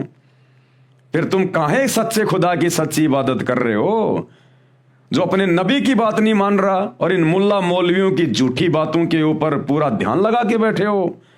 देखिएगा ये का ये प्रकरण ऐसा का ऐसा। वही पवित्र पुस्तक जीवनी हजरत मोहम्मद जो अभी आपको दिखाई गई थी, ये जीवनी हजरत मोहम्मद, इसका पेज नंबर 72, इस पर क्या लिखा हुआ है आपकी आंखों के सामने है। वहां कुदरत के जो जलवे देखे थे उनको भी बयान किया। आप सल्लल्लाहु ने फरमाया कि इस तरह हजरत जिब्रील अलैहि मुझे पहले आकाश पर ले गए। कौन कह रहा है? हजरत मोहम्मद, कि वो जो जिब्रील नाम का फरिश्ता था मुझे पहले आकाश पर ले गया, यानी जन्नत में ले गया, स्वर्ग में। वहां इंसानों के बाप हजरत आदम अलैहि मिले। देखो भाई, अपने नबी की तो बात मान लो कम से कम। आपके नबी हजरत मोहम्मद कह रहे हैं कि मुझे वहां कौन मिले? वहां इंसानों के बाप हजरत आदम अलैहि मिले। उनका हाल ये था कि जब दाईं ओर देखते थे तो खिल उठते और हंसने लगते, और बाईं ओर देखते तो मारे गम के आंसू भर लाते। यानी तुम्हारा हजरत आदम भी सुखी नहीं है। जिस जन्नत में जाने की तुम भक्ति कर रहे हो ना, अरे उस जन्नत में तुम्हारा हजरत आदम भी सुखी नहीं है। अरे तुम कहां से सुखी हो जाओगे? वो भी कभी रो रहा है, कभी दुखी हो रहा है, कभी हंस रहा है। तो जिस जन्नत में तुम्हारा जिसे तुम अपना प्रथम नबी मानते हो हजरत आदम, वो भी सुखी नहीं है। सुख का स्थान एक ही है, सतलोक सचखंड। मन तू चल रहे सुख के सागर, जहां शब्द सिंधु रत्नागर। चार मुक्ति जहां चंपी करती माया हो रही दासी, और दास गरीब अभय पद पर से वो मिले राम अविनाशी। वो सच्चा खुदा इबादई कबीरा, सुप्रीम गॉड अल्लाह कबीर। कहते हैं उसके सतलोक में, उसके सचखंड में वो परम सुख है। इस शैतान के लोक में चाहे जन्नत में जाओ चाहे कहीं भी जाओ, सुख नाम की चीज नहीं है। तो हजरत आदम खुद बेचारा दुखी, महादुखी, जन्नत में बैठ के भी रो रहा है, दुखी हो रहा है। तो बताओ तुम क्या करोगे उस जन्नत में जाके? तो क्या देखा उन्होंने? उनका ये हाल था कि जब दाईं ओर देखते तो खिल उठते और हंसने लगते, और बाईं ओर देखते तो मारे गम के यानी दुख के आंसू भर लाते। क्योंकि दाईं ओर उनकी नेक संतान औलाद के कर्म थे, और बाईं ओर बुरी औलाद के कर्म थे। हजरत आदम अलैहि ने आप सलल को देखा तो बोले, तुम्हारा आना मुबारक ए नेक नबी, ए नेक बेटे। आप सलल ने पूछा, अब हजरत मोहम्मद जी ने पूछा, क्योंकि हजरत मोहम्मद जी को क्या पता कि ये कौन इंसान है, उन्होंने कभी उनके शक्ल तो देखी नहीं थी। तो जिब्राइल नाम के फरिश्ते ने उस आदमी को रोते हुए कभी हंसते हुए, और जब उसने हजरत मोहम्मद को कहा कि ए नेक नबी, ए नेक बेटे, तेरा आना मुबारक हो, तो हजरत मोहम्मद ने देखा ये मेरा कौन रिश्तेदार है भाई, मैं इसको जानता ना पहचानता। तो जिब्राइल से पूछा, जो नबी को नीचे से ऊपर लेकर गया था। क्या पूछा हजरत मोहम्मद ने? आप सल्लल्लाहु ने पूछा, जिब्रील ये कौन है? उन्होंने जवाब दिया, ये आदम अलैहि है, सारे इंसानों के बाप। ये भैया तुम्हारा बाबा आदम है। फिर जिब्रील अलैहि आप सलल को दूसरे आकाश पर ले गए, फिर तीसरे पर इस तरह आगे बढ़ते गए। आप सलल जिस नबी के पास से गुजरते, ये मनमोहक शब्द कानों में गूंजते। आगे और बहुत सारी जानकारी है, आपको मैटर के अनुसार समझाएंगे। अभी केवल आपको इतना ही समझाना था कि हजरत आदम जिनको जन्नत में बैठा हुआ खुद आपके नबी हजरत मोहम्मद ने देखा, तो बताओ भैया कौन से दिन चुपके से निकल के चला गया? अरे वो तो कयामत के बाद में जाना था ना। तुम्हारा नियम बता रहे हो तुम मुसलमान भाई कि जब कयामत हो जाएगी उसके बाद इन कब्रों में जितने भी मुसलमान लोग सो रहे हैं, गड़े हुए हैं, इन सबको बाहर निकाला जाएगा, और जिसने अच्छे कर्म किए हैं वो जन्नत में ले जाया जाएगा, जिसने बुरे कर्म किए हैं वो जहन्नुम में ठोका जाएगा। ठीक है भैया, जिसने अच्छे कर्म किए वो तो चला गया जन्नत में तुम्हारे अनुसार, जिस मुसलमान ने बुरे कर्म किए वो चला गया नरक में, जहन्नुम में। अब मुझे ये बताओ, जो मुसलमान पागल है, मेंटली डिस्टर्ब है, ना उसको अच्छे कर्मों का पता ना उसको बुरे कर्मों का पता, अरे वो कहां जाएगा? अरे वो मुसलमान कहां जाएगा जिसको ना अच्छे कर्मों का पता ना जिसको बुरे कर्मों का पता? तो कोई मुल्ला मौलवी इन बातों का जवाब नहीं दे पाता। और वो मुसलमान कहां जाएंगे भाई जो मां के पेट में ही मर गए, गर्भ में। अरे औरतों के बच्चे पेट में खराब हो जाते हैं ना, तो वो मुसलमान कहां जाएंगे जो मां के गर्भ में मर गए? बताओ वो जन्नत में जाएंगे या जहन्नुम में जाएंगे? वो छोटे छोटे बच्चे जो कोई 4 साल का होके मरा है, कोई 10 साल का होके मरा है, जिसको ना अच्छे कर्मों का पता था ना जिसको बुरे कर्मों का पता था, वो बच्चे कहां जाएंगे फिर, जहन्नुम में या जन्नत में? तो इन बातों का किसी मुसलमान मुल्ला मौलवी के पास में कोई जवाब नहीं होता। तो भाई और बहनों, ये तुम्हारे ऊपर आशीर्वाद बरस रहा है अल्लाह कबीर का, सतगुरु रामपाल जी भगवान का। अगर इस शैतान के षड्यंत्र से बाहर निकल सकते हो तो मुसलमान भाइयों निकल जाना, एक गोल्डन चांस है। अल्लाह किसे कहते हैं, एक बार सतगुरु रामपाल जी से उपदेश लेके पहले उनका ज्ञान समझो, सत्संग सुनो घर बैठे मोबाइल पर, और फिर एक बार उनसे उपदेश लेकर भक्ति करके देखो, तुम्हारे को वो अकल्पनीय सुख मिलेंगे जिन सुखों की कल्पना कभी हजरत आदम ने भी की थी लेकिन मिले नहीं। हजरत मोहम्मद को भी वो सुख नहीं मिले, वो ऐसो आराम नहीं मिला, वो शांति नहीं मिली तुम्हारे नबी को भी, जो तुम यहां सतगुरु रामपाल जी की भक्ति करके उठा सकते हो, क्योंकि ये सुप्रीम गॉड है, इबादत ही कबीरा धरती पे प्रकट है। हजरत मोहम्मद जी ने आगे बताया कि जब मैं जिब्राइल के साथ बाबा आदम के निकट गया तो उन्होंने कहा कि आओ नेक नबी, नेक बेटे, ये कहकर मुझे सीने से लगाया। अभी आपने उनकी जीवनी में भी देख लिया और कौम की उन्नति करने का आशीर्वाद दिया। फिर जिब्राइल फरिश्ता मुझे आगे जन्नत में ऐसे स्थान पर, दूसरे आसमान पर ले गया जहां पर नबियों की जमात बैठी थी। अब लो जी, तुम्हारे सारे नबी तो ऊपर बैठे हैं। अरे भैया, ये सारे नबियों की जमात बैठी हुई थी वहां पर, हजरत मोहम्मद जी ने अपनी आंखों से देखा। अरे भाई, अभी कयामत तो आई नहीं, वो दिन तो आया नहीं। फिर ये नबियों की जमात, यानी ये नबियों की भीड़, नबियों की मंडली जो हजरत मोहम्मद जी ने वहां पर अपनी आंखों से देखी, अरे वो कब कब्रों से निकल के चली गई। मुसलमान भाइयों, आप लोगों को मूर्ख बनाया जा रहा है शैतान के द्वारा। ये मुल्ला मौलवी सब शैतान के प्रभाव में है। सच्चे खुदा की सच्ची इबादत कर लो, सतगुरु रामपाल जी की, नहीं तो बहुत बुरी बनेगी आने वाले समय में। जहां पर नबियों की जमात बैठी थी, हजरत दाऊद जी, अब कौन कौन से नबी बैठे थे वहां?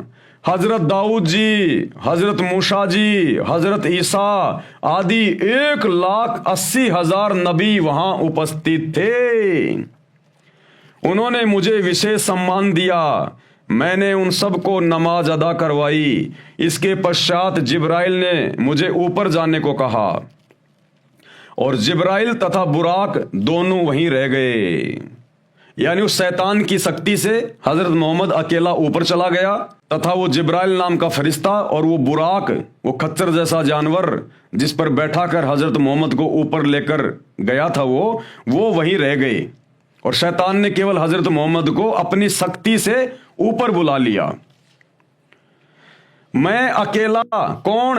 नबी मोहम्मद जी आगे गया, सीढ़ियां चढ़ी, तब पर्दे के पीछे से आवाज आई। अरे पर्दे के पीछे से आवाज देने की क्या जरूरत थी मेरा भाई?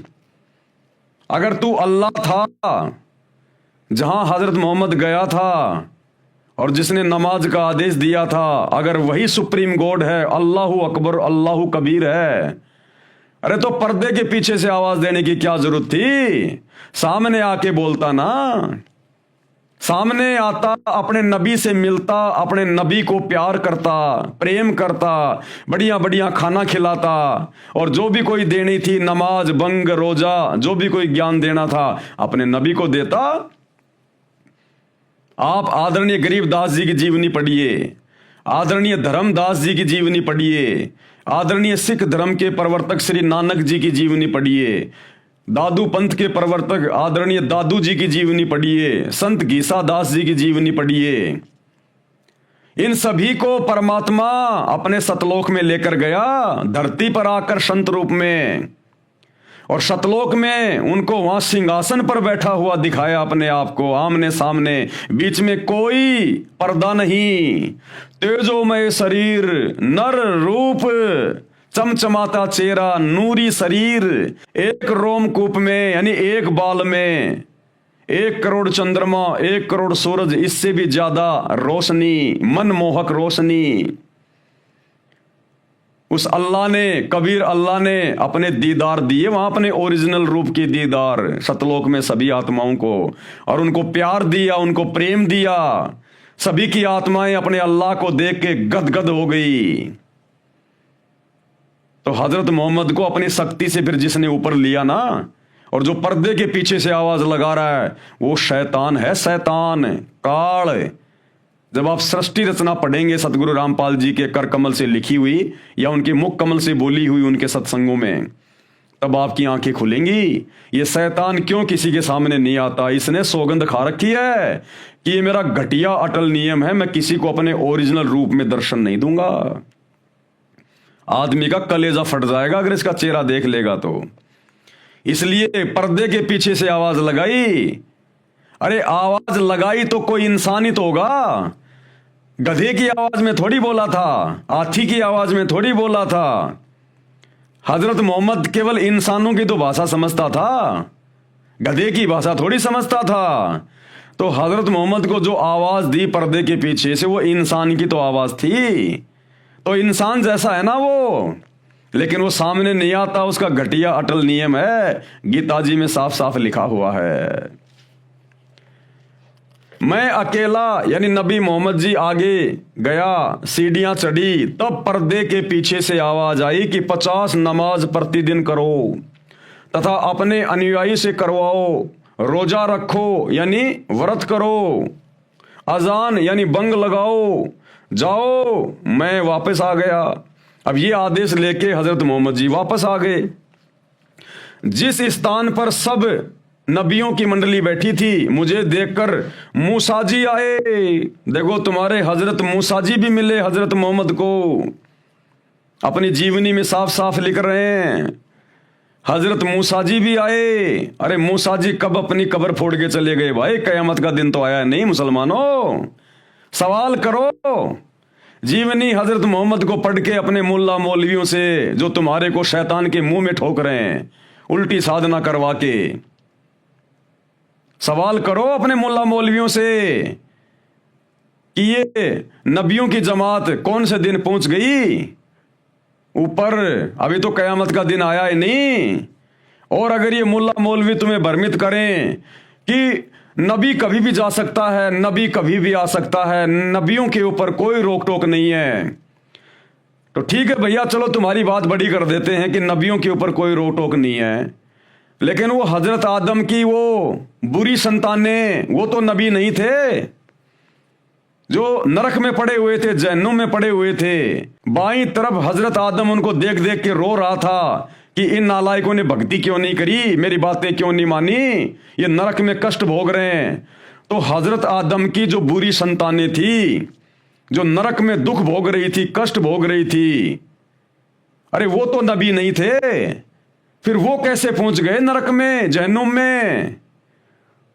तो ये मुल्ला मौलवियों का पाखंड अब नहीं चलेगा। परमात्मा धरती पे आ गया, अल्लाह कबीर संत रामपाल जी के रूप में, सारे पत्ते खोल के रख दिए। अब जिसने अपना आत्म कल्याण कराना होगा वो तो भैया उनके सत्संग सुन के उनकी शरण में आ जाएगा, और बाकी जिसने शैतान का भोजन ही बनना है, गधा कुत्ता शोर बन के घूमना है, वो भैया करते रहो अपनी साधना। मैं वापस आ गया। जिस स्थान पर सब नबी मंडली बैठी थी, मुझे देखकर मूसा जी आए और पूछा कि अल्लाह ने क्या हुक्म फरमाया। मैंने हजरत मोहम्मद जी ने बताया कि मुझे तथा मेरी कौम को 50 समय नमाज करने का आदेश दिया है, तथा रोजा यानी व्रत तथा अजान यानी बंग लगाने को भी कहा है। तब मूसा जी ने कहा कि प्रतिदिन 50 वक्त नमाज कौम नहीं कर पाएगी, कि भैया दिन में 50 बार कौन नमाज करेगा, फिर खाएंगे क्या, कमाएंगे क्या, काम धंधा क्या करेंगे। वापस जाओ, थोड़ी बहुत कम करवा के लेके आओ, कुछ कम करवाओ, वापस जाओ, अर्ज करो। करते कराते अंत में 5 वक्त नमाज का हुक्म मिला कि भैया दिन में 5 बार तो करनी पड़ेगी। रोजा तथा अजान भी करना फरमाया, जो वर्तमान में किया जा रहा है। नबी मोहम्मद जी ने फिर बताया कि फिर जन्नत के नज़ारे दिखाने के लिए मुझे जिब्राइल फरिश्ता जन्नत में कई स्थानों पर ले गया, यानी स्वर्ग में घुमाने के लिए लेके गया। वहाँ की शोभा अनोखी है, यानी इस पृथ्वी लोक से वहाँ ज़्यादा सुख हैं। अनेकों नेक आत्माएं वहाँ निवास करती हैं। फिर जिब्राइल ने मुझे बुराक पर बैठाकर वापस ज़मीन पर छोड़ दिया। तब ये सत्य घटना बताई। जन्नत व जहन्नुम में जो कुछ वर्तमान में है उसके चश्मदीद गवाह यानी आई विटनेस नबी मोहम्मद जी हैं। यानी सतगुरु रामपाल जी परमेश्वर समझा रहे हैं कि मुसलमान भाइयों, तुम्हारी आंखों के सामने है उस जन्नत में, उस स्वर्ग में हजरत मोहम्मद जी ने अपनी आंखों से क्या क्या देखा। सारे नबियों को देखा, नबियों की जमात को देखा, हजरत आदम से मिले, नबियों से मिले, हजरत मूसा से मिले, हजरत दाऊद से मिले, हजरत ईसा से मिले, और हजरत आदम की नेक संतानें भी वहां पर अपना कर्म भोग रही थी। मौलवी साहिबान तर्क देते हैं। अब ये मुल्ला मौलवी क्या बोलते हैं? भगत समाज को भ्रमित करने की दृष्टि से, अपने आधे अधूरे ज्ञान के आधार से मुल्ला मौलवी तर्क देते हैं कि बाबा आदम बाईं ओर बद संतान के कर्म देखकर रो रहे थे, दाईं ओर नेक संतान के कर्म देखकर हंस रहे थे। तो सतगुरु रामपाल जी कह रहे हैं कि उनकी संतान तो कब्रों में है। अरे मुल्ला मौलवियों, तुम्हारे अनुसार उनके संतानें तो अभी कब्रों में पड़ी हुई है। वो तो जब क़यामत का दिन आएगा कभी खरबों वर्षों बाद में, तब जाएंगी ऊपर। तो वहां कैसे पहुंच गई जिनको हजरत मोहम्मद जी अपनी आंखों से देख के आए हैं? ये जन्म और मरण का चक्कर, ये शैतान का अटल नियम है यहाँ का। ये जन्मना मरना, जन्मना मरना, ये इसका अटल नियम है यहाँ का। जब तक आप सच्चे दरवेश, सच्चे सतगुरु अल्लाहु कबीर सतगुरु रामपाल जी की शरण में आकर उनकी भक्ति नहीं करेंगे, तब तक ये जन्म मरण का चक्कर नहीं मिटेगा, चाहे हिंदू हो चाहे मुसलमान हो। ये अल्लाहु कबीर ने नहीं बनाए हिंदू मुसलमान, ये शैतान का सारा जाल है, षड्यंत्र अपने भोजन के लिए। तो सतगुरु रामपाल जी समझा रहे हैं कि उनकी संतानें तो मुल्ला मौलवियों कब्रों में है। अरे ऊपर क्या देखा फिर? हजरत आदम को दीवारों की तरफ देख कर रो रहे थे क्या? लेखक का वितरक यह है, लेखक यानी अल्लाहु कबीर सतगुरु रामपाल जी ये समझाना चाहते हैं कि आपके नियम के अनुसार तो हजरत आदम जी से हजरत ईसा जी तक को भी कब्रों में रहना चाहिए था। जो नबी मोहम्मद जी ने ऊपर जन्नत में देखे और बातें भी की, उनको नमाज भी पढ़ाई। आदम जी क्या अच्छे बुरे कर्म दीवारों पर देखकर हंस और रो रहे थे? अरे हजरत आदम जी जो बाईं ओर देखकर रो रहे थे, दाईं ओर देखकर हंस रहे थे, वो दीवारों को देख के रो और हंस रहे थे क्या? वहां उनकी अच्छी और बुरी संतानें तो पड़ी हुई थी। तो बुरी और अच्छी संतानें कैसे कब्रों से निकल के चली गई कयामत से पहले? ये तुम्हारी अपनी मनमानी थ्योरी है, तुम्हारे अपने धर्मशास्त्र तो मुल्ला मौलवियों की गलत थ्योरी को कैंसिल कर रहे हैं, कैंसिल। आदम जी क्या अच्छे बुरे कर्म दीवारों पर देखकर हंस और रो रहे थे? उनके दाईं ओर स्वर्ग था तथा बाईं ओर नरक था। उनके संतान भी जहन्नुम तथा जन्नत में थी, नरक और स्वर्ग में। अन्य प्रमाण और सबूत दे रहे हैं सतगुरु रामपाल जी। आसमान की यात्रा के बाद हजरत मोहम्मद से उसके चाचा ने पूछा कि तेरा दादा भी देखा? जब जिब्राइल फरिश्ता हजरत मोहम्मद जी को वापस जमीन पर छोड़कर चला गया, तब हजरत मोहम्मद जी के चाचा ने पूछा, जब हजरत मोहम्मद जी ने पूरी बात बताई ना, मैं ऐसे ऐसे ऊपर गया था, मैंने सब कुछ देखा है, सारे नबियों को देखा है, उनको मैंने नमाज पढ़ाई। तो बाकी मुसलमान समाज तो उनका मजाक उड़ाया करता था, उस समय उनका विरोध किया करता था कि तू ही है एकमात्र जो तेरे को ऊपर लेके गए, तेरे को सब कुछ दिखाया, तू डींग मार रहा है, पाखंड कर रहा है, झूठ बोल रहा है। मोहम्मद जी का बहुत ज्यादा विरोध होता था उन्हीं के समाज के लोगों के द्वारा। तो जब ये सारी बातें नबी मोहम्मद ने अपने चाचा को बताई, तो उनके चाचा ने कहा कि आपने अपने दादा को भी देखा है क्या? ए नबी, आपने वहां अपने दादा को भी देखा क्या जन्नत में, स्वर्ग में? तो नबी हजरत ने कहा कि हाँ, मैंने उनको देखा, लेकिन वो जन्नत में नहीं था, वो तो नरक में था, जहन्नुम में। अब ये सच्चाई सुनकर हजरत मोहम्मद का चाचा उनका विरोधी हो गया, उनका दुश्मन हो गया। आसमान की यात्रा के बाद हजरत मोहम्मद से उसके चाचा ने पूछा कि तेरा दादा भी देखा? वह जन्नत में है या जहन्नुम में? मोहम्मद जी ने कहा जहन्नुम यानी नरक में देखा। ये सुनकर उनका चाचा मोहम्मद जी से बहुत नाराज हो गया और बोला, तू मेरे पिताजी को जहन्नुम में बता रहा है, झूठा है। नबी जी ने कहा कि मैंने जो देखा वही बताया है। मोहम्मद का चाचा पूरा विरोधी बन गया था। सच्चाई वही है जो ऊपर बताई है कि बाबा आदम की अच्छी बुरी संतान नरक और स्वर्ग में देखी। मुसलमान भाइयों, मौका है, अल्लाह कबीर धरती पर सतगुरु रामपाल जी के रूप में है। तुम मुसलमान धर्म के भाई बहनों को इन स्वार्थी मुल्ला मौलवियों ने अपने सवारत के लिए और अपने धर्म की इन पुस्तकों को अच्छे से ना समझ पाने के कारण तुम सब लोगों को अज्ञान में बैठा रखा है, अंधकार में। अपनी आत्मा का कल्याण करवा लो।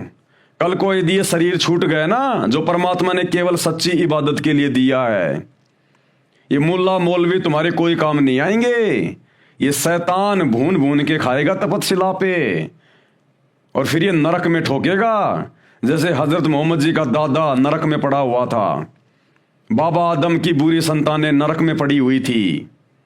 ये नरक में ठोकेगा और फिर 84 लाख योनियों में गधा, कुत्ता, सुअर, बकरा, मुर्गा बनाएगा। जो तुमने मांस मिट्टी खाई है उतने जानवर तुमको बनने पड़ेंगे, अपने गले कटवाने पड़ेंगे।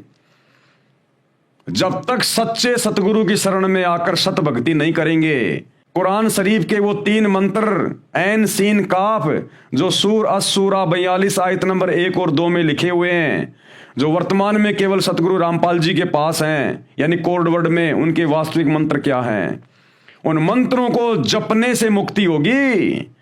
अन्यथा जहन्नुम में जाओगे। जहन्नुम में कर्म भोगने पड़ेंगे सारे के सारे। ना तुम्हें खुदा का पता, ना तुम्हें खुदा की सच्ची इबादत का पता। पूरे विश्व का मुसलमान समाज भ्रमित है। और कल आप लोगों को दिखा दिया गया था जीवनी हजरत मोहम्मद से कि 63 साल की उम्र में तुम्हारे नबी ए हजरत की किस प्रकार दुर्गति से मौत हुई। अरे अगर तुम्हारा नबी सच्चे खुदा की इबादत कर रहा था तो 63 साल की उम्र में ऐसे दुर्गति से मौत नहीं होनी चाहिए थी। क्या भगवान की सच्ची इबादत करने वाले को अंत समय में इतनी भी रात नहीं मिलेगी? बेचारा हाय हाय करता हुआ मरा, हाय हाय करता हुआ। हजरत मोहम्मद जी के 3 बेटे उनकी आंखों के सामने मर गए। क्या सच्चे खुदा की सच्ची इबादत करने वाले के ऊपर ऐसे दुखों का पहाड़ टूट सकता है क्या? अरे सच्चे खुदा की सच्ची इबादत तो यदि आपके भाग्य में मौत है उसको भी टाल देगी। तो वो अल्लाह आज धरती पर सतगुरु रामपाल जी के रूप में प्रकट है, जो तुम्हारे भाग्य में लिखे हुए दुखों के पहाड़ों को बिल्कुल नष्ट कर देगा। सबकी जेब में मोबाइल है, उसी अल्लाह के रहमो करम से यूट्यूब पर सतगुरु रामपाल जी के सत्संग सुनना शुरू कर दीजिएगा। और बात समझ में आ जाए तो भैया थोड़े बहुत दिनों की बात है, युग परिवर्तन का दौर चल रहा है, 2028 निर्धारित है। और आप देख रहे होंगे वर्तमान में किस प्रकार से देश विदेश में प्राकृतिक आपदाओं का दौर शुरू हो चुका है, भूकंप वगैरह। और हमारे भारत देश में भी किस प्रकार से हिंदू मुस्लिम होने की पूरी पूरी तैयारी हो रही है। घर से बाहर निकलना मुश्किल हो जाएगा। ये तुम्हारे मुल्ला मौलवी, तुम्हारे पीर पैगंबर, देवी देवता कोई काम नहीं आएंगे। सच्चे खुदा की सच्ची इबादत काम आएगी। और सच्चे खुदा से पूरा मुसलमान समाज मुंह मोड़ के बैठा हुआ है। तो भाई इस पाखंड से बाहर निकलो, मुल्ला मौलवियों के अज्ञान से बाहर निकलो। परमात्मा धरती पे आया हुआ है, पहचान करो, सत्संग सुनो, तभी पहचान हो पाएगी। बिना किसी के सत्संग सुने, उनके विचार सुने आप क्या निर्णय करोगे क्या सही है और क्या गलत है? तो भाई और बहनों, हमारी प्रार्थना है, केवल आपको जगा सकते हैं, संदेशा दे रहे हैं, मानना न मानना आपके अपने बुद्धि विवेक के ऊपर है। तो आज की वीडियो में हम केवल इतना ही लेंगे। कल हम इस पॉइंट पर चलेंगे, जन्म तथा मृत्यु पर विवेचन। यानी मुसलमान धर्म के मुल्ला मौलवी जो अपने धर्म ग्रंथों को ना समझ पाने के कारण पूरे समाज को भ्रमित करके बैठे हैं कि बारंबार जन्म और मृत्यु नहीं होती, बस एक बार ही जन्म मिलता है और मरने के बाद हम तो उनको कब्रों में दफना देते हैं। जब कयामत का दिन आएगा तब उनको कब्रों से अल्लाह के द्वारा बाहर निकाला जाएगा। जिनके अच्छे कर्म होंगे वो स्वर्ग में जाएंगे, जन्नत में जाएंगे, जिनके बुरे कर्म होंगे वो जहन्नुम में, नरक में जाएंगे। तो भैया मांस खाने वाले, मांस काटने वाले, ये अच्छे कर्म है क्या? अरे मांस काटना, मांस खाना ये अच्छा कर्म है क्या? तो इस आधार से तो भाई 99% मुसलमान भाई बहन जहन्नुम में जाएंगे। और जो मुल्ला मौलवियों ने अपनी थ्योरी बिल्कुल फाइनल कर दी है कि बार बार जन्म नहीं लेना पड़ता। भैया जब तक सतगुरु रामपाल जी की शरण में आकर सत भक्ति करके अपना मोक्ष नहीं करवा लोगे, तब तक भैया यहां तो अनिश्चित काल समय के लिए युगों युगों तक आपको इसी प्रकार से जन्म लेने पड़ेंगे। कभी इंसान के तो कभी गधे कुत्ते सुअर के, फिर नरक भोगना। ये प्रोसीजर काल की शैतान की इसी प्रकार से चलती रहेगी। एकमात्र तरीका इस जन्म और मृत्यु के प्रोसीजर से बाहर निकलने का सतगुरु रामपाल जी के पास है। पूरे विश्व में, पूरी सृष्टि में किसी के पास नहीं है। और तो समझा ही सकते हैं, संदेशा ही दे सकते हैं, मानना न मानना आपके अपने संस्कार और बुद्धि विवेक पे निर्भर करता है। तो कल हम इस पॉइंट पे आगे बढ़ेंगे कि मुसलमान धर्म के मुल्ला मौलवियों की ये थ्योरी कि बारंबार जन्म और मृत्यु नहीं होती है, ये कितनी सही है और कितनी गलत है। आप ही के धर्म की पुस्तकों से आयतें दिखा दिखा के, नाम बता बता के आप जियों को प्रमाण दिए जाएंगे। तो आज के वीडियो में केवल इतना ही। कल रात्रि 8 बजे सभी भाई बहन फिर से लाइव जुड़िए। तब तक गुरुदेव भगवान हम सबको आज्ञा दें, इजाजत दें, सद्बुद्धि दें, आशीर्वाद दें। बंदी छोड़ अल्लाह कबीर सतगुरु रामपाल जी भगवान की जय हो।